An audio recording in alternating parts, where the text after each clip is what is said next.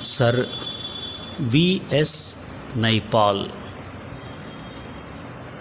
Most people who know Vidyadhar Suraj Prasad have their favorite Naipaul story. Here is mine. In the mid 80s, I had invited Vidya to lunch at the Taj in Bombay. Satish Batra, basking in the glow of his first book, My God Died Young, landed in the city around the same time. When Satish heard I was meeting the future Nobel laureate, he pressed me rather hard to include him in the lunch. I knew if I checked with Vidya whether I could bring Satish along, he would say no, perhaps not very politely. Since I was paying for the meal, I took the chance. Naipaul was neither pleased nor displeased with the extra company. Satish, who had something of an enfant terrier persona, fired a barrage of literary and personal questions at his senior writer. He received extremely brief answers. When the subject somehow turned to Satyajit Ray, Satish offered his detailed and profound take on the abstemious filmmaker. Vidya, apropos of nothing, suggested to Satish, "Why don't you write on Ray's personal life? You do a wonderful job." All this in dead earnest with a completely straight face. Of course, he was sending Satish up and added that the New York Review of Books and Sight and Sound would pay big money for such a piece. I first met V S Naipaul during the emergency in 1976. Hesitantly, I asked him for an interview, to which, surprisingly, he agreed.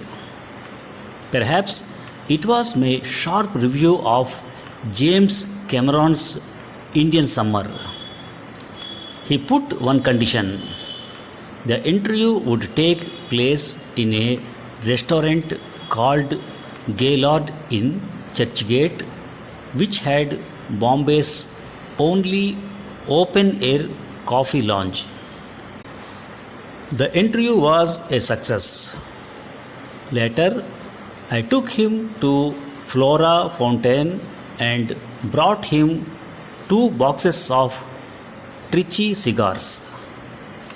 When he got back to London, he sent me his photograph to use with the piece. He refused to part with his address or telephone number.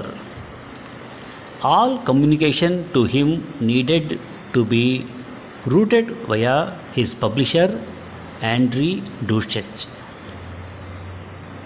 Thus began a friendship which, with some ups and downs, has lasted till today. I have helped him meet in the right people, suggested people who could be tapped, sent my correspondents to guide him on local and outstation trips. I travelled with him myself from Bombay to Lucknow so that he could meet a few conservative yet modern Muslim families, and my friend Ajad threw a dinner for him at his house and rounded up the required guests. I have often wondered how he managed to put together such a wide-ranging cross-cultural critique of countries and societies. He couldn't make a phone call, send for a taxi, book a train ticket, or a table in a restaurant. He couldn't fix appointments. He couldn't organize hotel accommodation. These mundane matters were beyond him. And yet, if an interview arranged ran 15 minutes late, he would get upset. He always found friends to do the chores. It was a privilege and an education to watch a world-class writer research, assemble, collect, and shape his material. Through this glimpse, I hoped I would learn how great books are constructed. Vidya seldom discussed his work, past or present. He was extremely secretive about the project he was working on. He told you the bare essentials so that the appropriate people could be fixed for him to meet. The learning had to be done through observation and deduction, and in silence. Vidya never carried a notepad, much less a tape recorder. One hot afternoon in Lucknow, after walking through the narrow, filthy lanes of Chowk, we came back to our hotel ravenous and thirsty. Vidya skipped lunch and locked himself in his room to make notes. His memory was awesome. He could reproduce long conversations without getting a word wrong. The way he used the English language without flamboyance, artifice, or heated adjectives held me spellbound. His prose was lean and devastating on account of its clarity and straightforwardness. He once told me, magic realism was for fools. The world as it is provided him more than enough material. He felt no need to go outside existing reality. What kind of person is V S Naipaul? Is he, as Paul Theroux says, a grouch, a skinflint with race in his brain? Or does he fit the West Indian poet Derek Walscott's description in the poem The Mongoose? I have been bitten, I must avoid infection, or else I will be as dead as Naipaul's fiction. Frankly, I am unable to provide any instances of generosity, warm-heartedness, or compassion on his part. To pronounce him difficult is a commonplace. He is not just famously prickly. To understand Naipaul, you need to understand one basic fact. Once you understand that, everything else falls into place. Great writers are invariably obsessed with themselves and their work. Naipaul carries this obsession to the extreme. If you are useful to him in his project, he will befriend you temporarily. Perfectly aware that people are anxious to get close to him for reasons mentioned earlier, he will open the door slightly so that the person on the receiving end feels important. In return, you have to be useful. He is not even remotely interested in anything except his work. Once the terms of trade are accepted, one can settle into an uneasy relationship. Certainly, he seldom puts his hand in his pocket even when his pockets are full. I must have taken him out for umpteen lunches and dinners. He paid only once, and even that at the instance of his Argentina friend Margaret. One explanation for his stinginess could be his extraordinary insecurity regarding money, something about which he was written extensively. He did not seem to be a man of physical appetite. Food he ate sparingly and without discernible enjoyment. His politics, if he had any, were decidedly right wing, although in London he cultivated the influential Champagne socialists.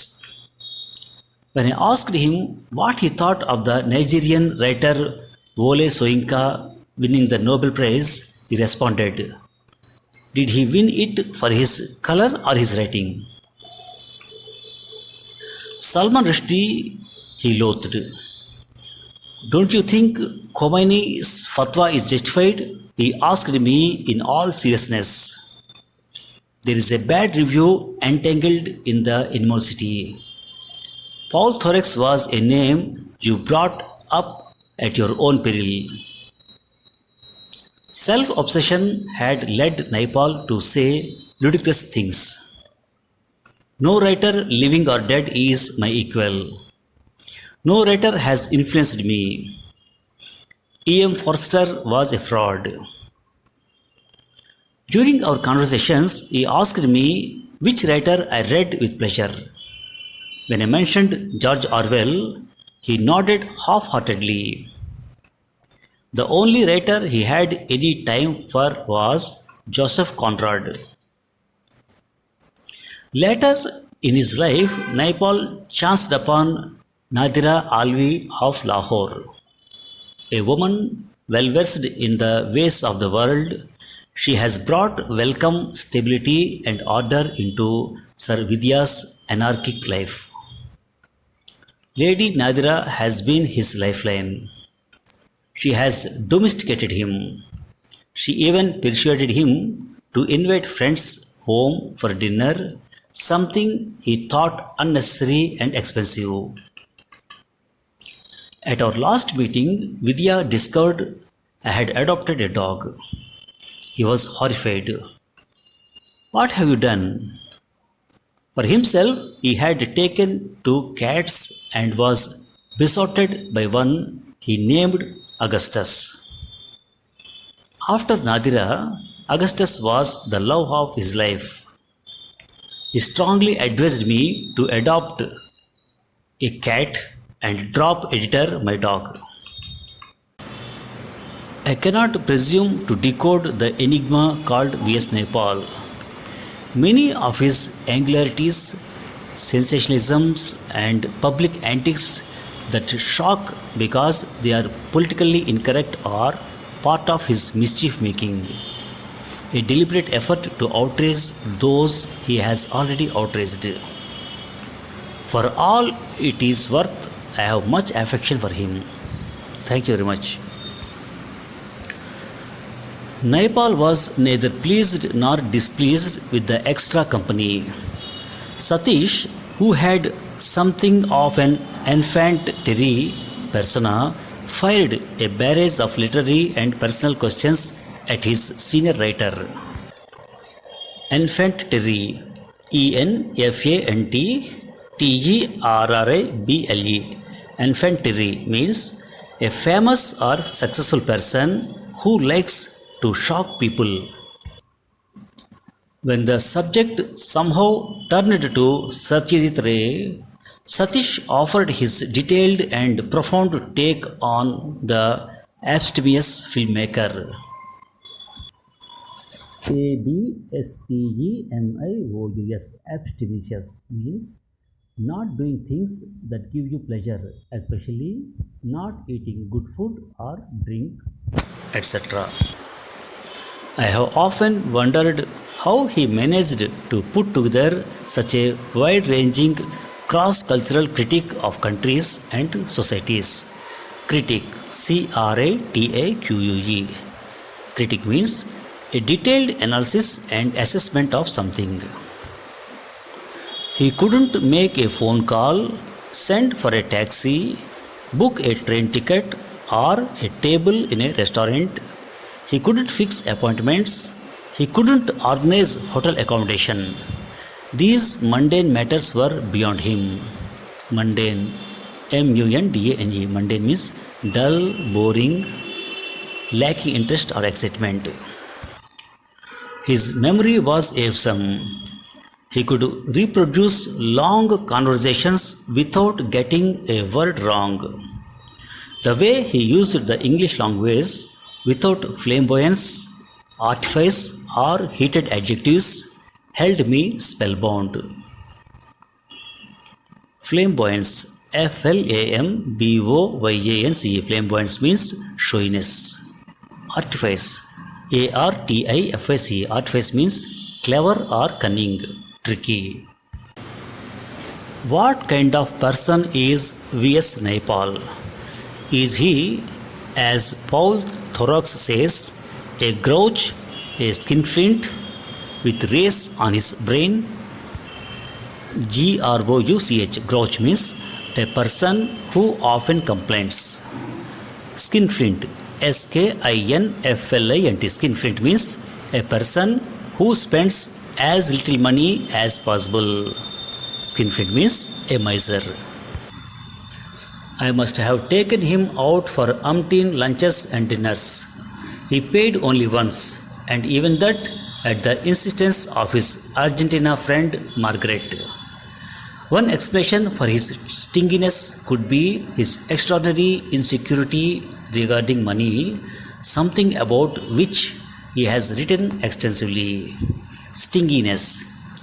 S-T-I-N-G-I-N-E-S-S. Stinginess means lack of generosity. Paul Thorax was a name you brought up at your own peril. Peril, P-G-R-I-L. Peril means serious and immediate danger. Self-obsession has led Naipaul to say ludicrous things. Ludicrous. L-U-D-I-C-R-O-U-S. Ludicrous means stupid or unreasonable. Lady Nadira has been his lifeline. She has domesticated him. Domesticate. D-O-M-E-S-T-I-C-A-T. Domesticate means to bring under control. For himself, he had taken 2 cats and was besotted by one he named Augustus. Besot. B-E-S-O-T-T-E-D. Besotted means always thinking of one thing. Many of his angularities, sensationalisms, and public antics that shock because they are politically incorrect are part of his mischief making. Antics, foolish or silly behavior. Thank you very much.